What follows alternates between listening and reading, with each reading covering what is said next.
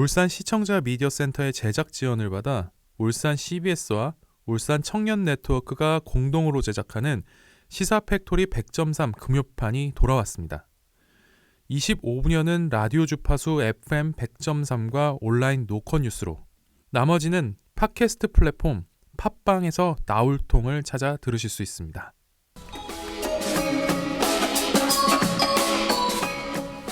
청취자 여러분 안녕하십니까? 저는 시사 팩토리 100.3 금요판과 나울통 진행을 맡은 조강래입니다. 바로 어제죠. 시사 팩토리 목요판에서 원전과 관련해 시민사회 활동가와 전문가의 이야기 들어봤습니다.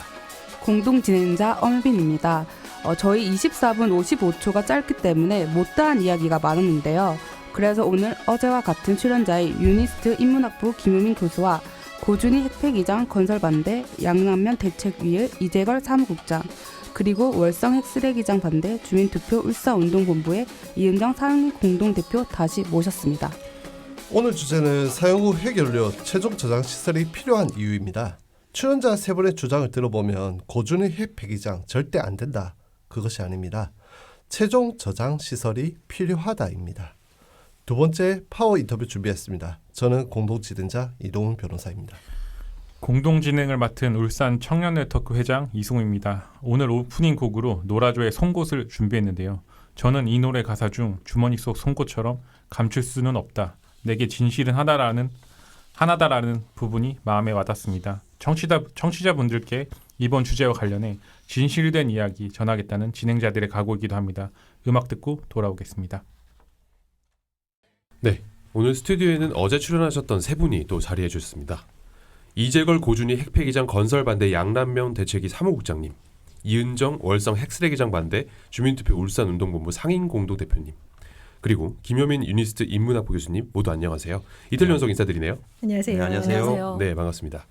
오늘도 청취자들께 소개 부탁드립니다. 이재걸 사무국장님부터 차례로 소개해 주시죠. 네, 안녕하세요. 저는 고준희 핵폐기장 건설반대 양남면 대책위원회 사무국장을 맡고 있는 이재걸입니다. 네, 반갑습니다. 저는 월성 핵쓰레기장 반대 주민투표 울산운동본부 상임공동대표 이은정입니다. 안녕하세요. 유니스트 인문학부에 있는 김효민입니다. 과학사회학 연구를 하고 있습니다. 네, 지난 시간 평소 시간 관계로 사용 후 핵연료 관리 정책 재검토위원회 해체 요구와 그 이유에 대해서 간략하게 이야기를 나눴습니다. 오늘 이어서 사용 후 핵연료 최종 저장 시설 노립 필요성에 대해서 이야기를 조금 더 나눠보고자 합니다.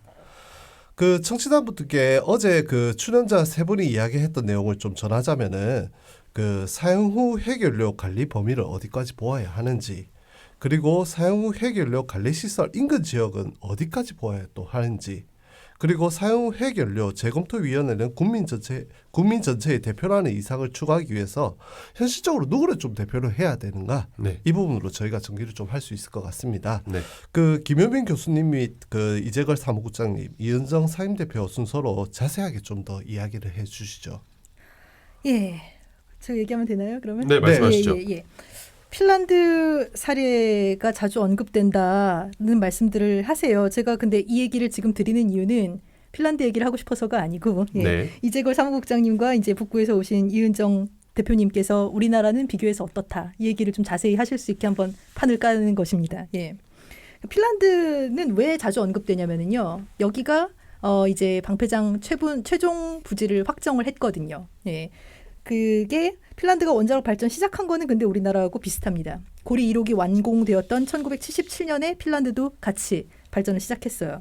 근데 이제 핀란드 정부는 이때부터 폐기물 처리장 설치를 위한 정책을 계획을 해서 1985년에 이제 102개의 사전 부지를 선정했고요. 87년에는 그 중에서 이제 5개를 또 선정을 합니다. 그 다음에 92년에 정밀 조사를 해서 또 이거를 3개 지역으로 압축을 했고요.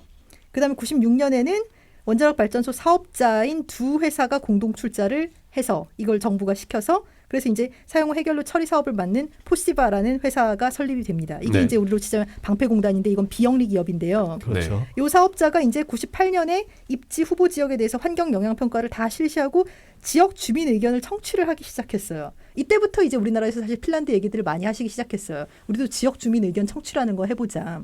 근데 사실 우리나라도 제도적으로는 비슷하게 왔었어요. 뭐냐면 우리나라에서도 1998년 같은 해에 정부가 했던 게 굳이 발표 일방적으로만 하면 주민 반대 일어나니까 안면도 뭐 이런 거 다 있었잖아요. 네. 이제 그러지 말자. 정부 주도 방식이 아니라 유치 공모 방식으로 변경하자 이렇게 갑니다. 그래가지고 유치 공모 방식이요. 98년에 전국 지자체가 유치 공모를 했었어요, 사실. 예, 자발적 유치 신청. 당시 전남 영광군 등에서 총 7개 지역에서 유치 공모가 일어났는데 결국 또 다 실패를 했어요. 예.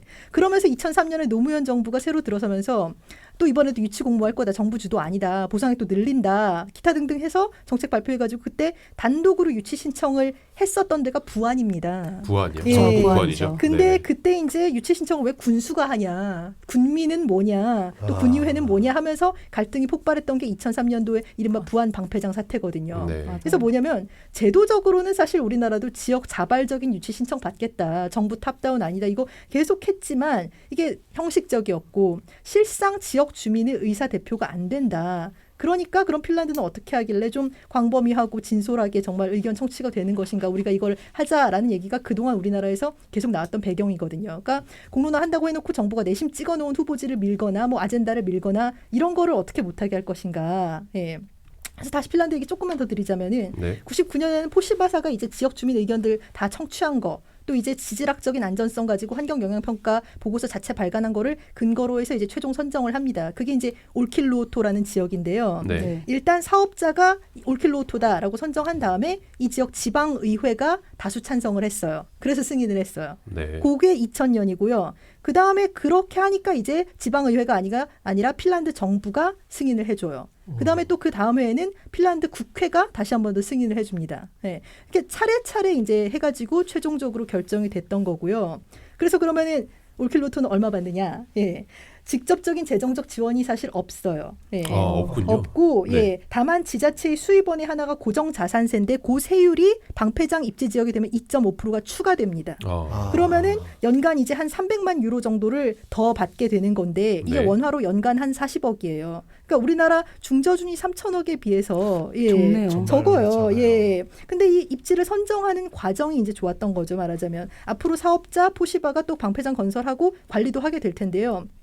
이 사업자가 정부에 안전성 검사 관련된 보고서 제출하면 이 보고서 검사하는 기관은 고용경제부가 아니고요. 네. 사회문제 및 보건부입니다. 그러니까 안전하고 사업을 정부가 딱 분리를 시킨 거죠. 네. 예. 그래서 그 부지를 좁히는 과정에서 지역 주민 의견 청취를 충분히 했고 또 지방의회, 핀란드 정부 이렇게 찬찬히 이제 지능과 분리된 사회문제 및 보건부, 국회 단계적으로 승인을 하는 과정을 통해서 이게 이제 합의에 의한 결정이다라는 사회적 공감대가 핀란드에서는 형성될 수 있었던 것으로 저는 그렇게 보고 있어요. 네, 최종 저장 시설에 대한 핀란드의 사례를 지금 김효민 교수께서 말씀해 주셨고요. 이재글 사무국장께서도 말씀하시면서 또 방금 핀란드 사례를 김효민 교수께서 말씀해 주셨는데 이어서 또 생각을 전해주시면 감사하겠습니다. 네, 좋은 네. 말씀 잘 들었습니다. 지금 전국 공론화가 진행이 되고 있는데 이 전국 공론화의 한수원 개입이나 이런 부분들이 너무 있어서 결정하기가 참 어렵다라는 생각을 하는데요. 네, 일단 주민 의견을 청취하는 게 가장 우선이고 그 청취를 바탕으로 해서 전문가 그룹을 만들어서 거기에서 어떤 분석을 하고 아까 이야기했듯이 이제 이 축소에 들어가는 여러 개 뭐 후보지를 정해서 네네. 주민들의 의견을 받고 해서 그래서 정부가 책임지고 그 어떤 기구 정부 뭐 대통령 산하의 어떤 기구를 구성해서 전 정부 부처가 참여하는 기구를 만들고 그 중립적인 기구가 이 마무리 지을 때까지 네. 주민들의 의견을 잘 청취해서 했으면 좋겠다 이런 생각을 합니다. 네, 이은정 삼인공론 대표님. 네, 네.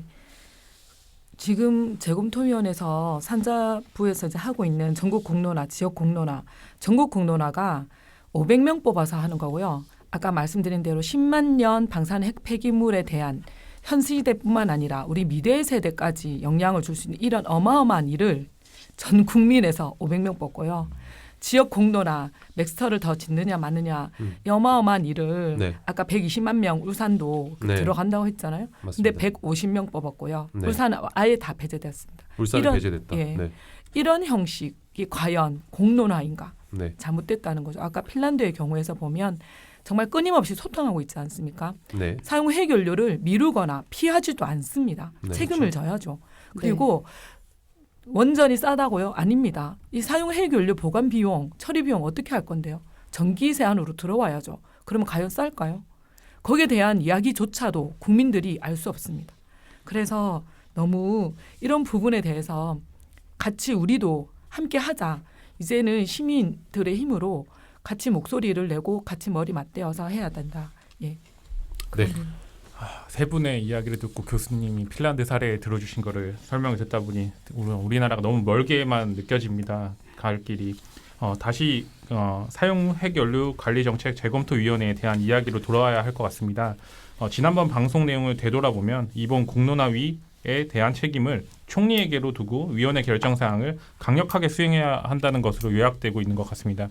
그런데도 총리는 결국 대통령이 임명하기 때문에 5년마다 한 번씩 있는 대통령 선거 결과에 따라 정책의 일관성에 문제가 생길 수 있다는 지적이 있습니다. 이재걸 사무국장님과 그다음에 이은정 상임 공동대표님께서는 어떻게 생각하시나요? 네, 이재걸 사무국장님께서 먼저 답변 부탁드립니다. 네. 저는 그렇지 않다고 생각합니다. 정부가 아까 이야기 드렸듯이 네. 중립적인 기구를 둔다면 큰 틀에 기구를 만들어서 운영하게 된다면 정부가 바뀐다 한들 그 기구는 계속 존속할 수 있다 저는 그렇게 생각을 합니다. 네. 그 대통령 선거에 따라서 이게 그거 상관없이 일관적으로 하려면 아까 말씀하신 핀란드의 경우처럼 이 사용 핵연료를 처리할 수 있는 곳 정확하게 있어야 되고요. 그다음에 정부, 그다음에 지방 정부까지 그리고 전부 다 같이 논의할 수 있는 이거 큰 로드맵으로 가야 된다. 이러한 네. 부분에 대해서 문재인 정부는 이러한 논의조차도 지금 이게 전국 공론화 안에 넣어서 같이 논의해서 이 이야기의 시작을 제대로 해야 된다고 생각합니다. 네. 국장님과 대표님께 제가 질문 드리고 싶은 게 있는데 지금 150명이 어떻게 뽑힌 건가요? 과정이 어떻게 되나요? 말씀하세요. 시민참여단을 구성을 하는데 그 구성에 저는 문제가 많다고 생각을 합니다. 시민참여단 3,000명을 뽑는데 경주시에서 1,000명, 네. 네. 그다음에 동경주 그러니까 양남 양북 간포에서 2,000명을 뽑아서 네. 거기에서 동경주에서 100명, 경주시에서 50명을 뽑는다고 했는데 그 중간 과정을 한번 뒀어요. 750명을 그 과정을 뒀는데 3,000명에 대해서 의향을 물어보고 그 사람의 성향을 알아봅니다. 그래서 그 성향을 파악하고 난 다음에 그 성향에 관계없이 750명을 뽑아요. 그래서 찬반 비율에 따라서 뽑든지 이렇게 해야 맞는데 그 신청한 사람 722명이라고 합니다. 최종 신청된 사람이. 네. 그렇게 뽑아서 그 사람들한테 기준을 잡아서 150명을 뽑는데 그 3,000명을 뽑을 때부터 문제가 많았습니다. 뭐냐면 시장통에 아무것도 모르는 사람들한테 와서 원래는 대면 조사를 하게 돼 있었어요. 그런데 이 대면 조사를 시장통에서 막 그냥 약말 나눠주면서 할머니들 줄 세워가지고 지나가면서 이름하고 전화번호만 받고 통과를 시킵니다. 네. 그래서 그 공란을 뒀어요. 공란을. 그래서 네. 공란을 둬서 이걸 갖다 지금도 저희들이 그 찬반 비율을 공개하라니까 공개 못한다 이렇게 하고 있어요. 네. 그 한국능률협회가 이걸 지금 맡아서 하고 있는데 저희들 공개하라고 공문을 띄우니까 끝나고 난 다음에 공개하겠다. 그렇다면 지금 끝나기 전까지 적어놨던 이런 공란을 끝나고 네. 난 다음에 충분히 메꿀 수 있는 거 아니냐. 네. 그래서 조작할 가능성이 있다. 저희들은 그렇게 보고 있고요. 네. 그다음에 와서 이렇게 또 가게에 찾아와서 묻습니다. 이거 뭐 맥스에 대해서 어떻게 찬성하십니까? 반대하십니까? 물어보면 그거 반대한다 이렇게 하면 그 사람을 조사해서 제외시켜버려요. 3,000명에서. 반대한다고 의사를 표명하면 조사에서 제외를 시켜버린다. 그러면서 실례했습니다. 이거 나가버리는 거예요. 이렇게 해서 모집을 하면서 그 3,000명을 모집했는데 그 과정이 거의 찬성하는 지역. 네. 그다음에 원래는 한수원 직원은 그 이해관계자이기 때문에 공론화에서 배척을 해야 되는데 네. 이번에 뽑힌 100명 동경주에 뽑힌 100명 중에 30명이 넘는 인원이 한수원 하청에 다니는 직원이었습니다. 그렇군요. 네. 그래서 이런 부분들에 대한 이해관계자가 실제 이해관계자가 반대쪽에 있는 사람들은 거의 활동하는 사람 한 명도 안 들어가 있습니다. 네. 그래서 지금 찬반 비율 자체를 찬성 쪽에 많이 했고 지금 150명 뽑았는 이분들도 성향이 거의 한 80% 이상이 된다라고 저희들 듣고 있습니다. 80%가 예. 찬성 쪽으로 가 있다. 예, 찬성 쪽으로. 그러면 네. 이건 뭐 보나마나하지 않겠습니까? 이미 뽑을 때 초기 단계에 80% 이상 뽑았기 때문에 거기에서 어떤 뭐 컴퓨터 추천 방식을 통하더라도 그 비율은 그대로 간다라고 저희들은 보고 있습니다. 전국 그런- 공론화. 예, 지역 공론화 지금 그렇습니다. 예. 전국 전국은 공론화 어떤가요? 같은 경우도 네.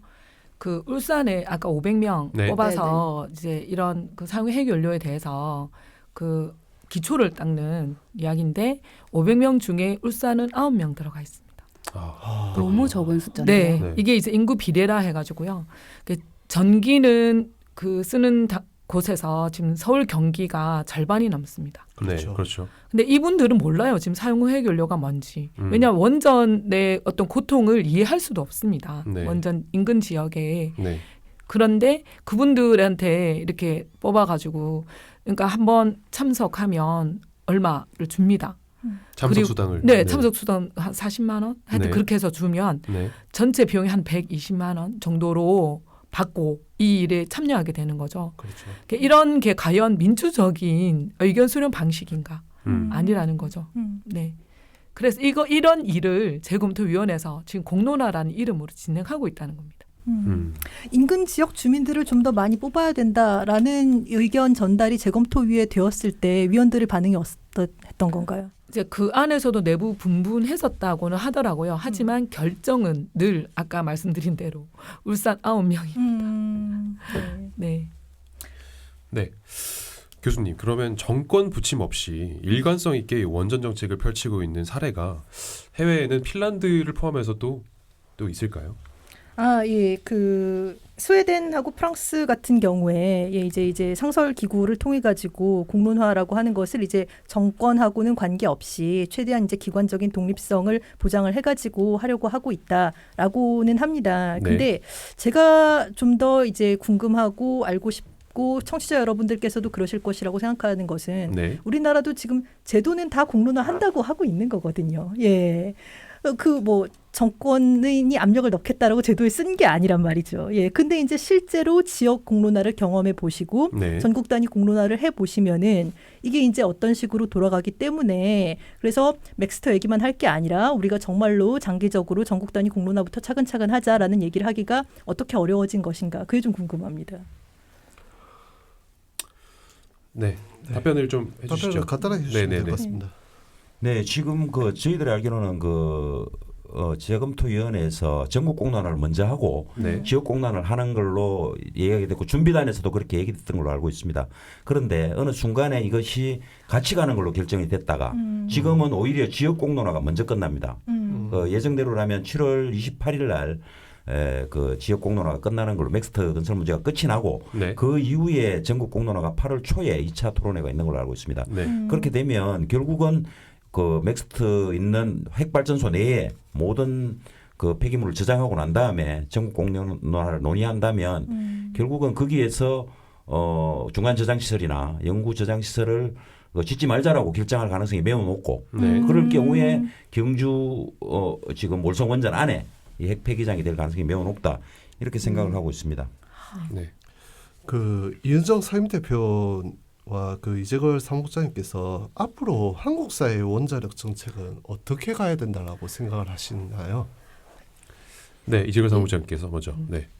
네, 그 주민의 의견이 반영되는 그러한 그 원자력 정책이 수립돼야 된다고 보고요. 네. 한수원의 개입이 지금 많은 것들 이런 것들을 봤을 때 저희들 지금 우리 지역에도 찬성하는 사람이 한 40% 정도 있습니다. 그런데 네. 울산에 아까 이야기했듯이 95%가 반대를 하는데 왜 이쪽은 이런 찬성이 있느냐?